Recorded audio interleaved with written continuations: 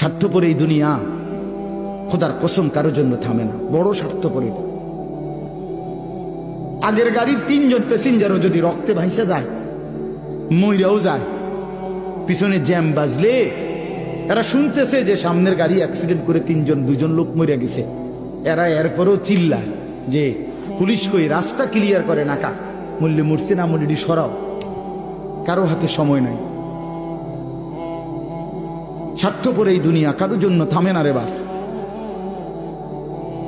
হ্যাঁ, যেদিন বাপের জানাজা পড়ে, যেদিন বাপের লাশ কবরে দাফন করে, সেদিনও বংশধর সন্তান ছেলে মেয়ে ঘন্টাখানিক 2-4 ঘন্টা কাইন্দা কাটটা হইলো, রাতের বেলা ঠিকই ভাত খায়। হ্যাঁ, খায় না? পাশের ঘর থেকে খানা আনে, আবার ওরা ঠিকই খায়।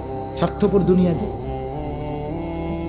থামে না রে ভাই, থামে না দুনিয়া। ওই জন্য আমাদের কারোর জন্য থামবে না। তুমি আমি মরে গেলে শেষ। স্বার্থপর এই দুনিয়া, খোদা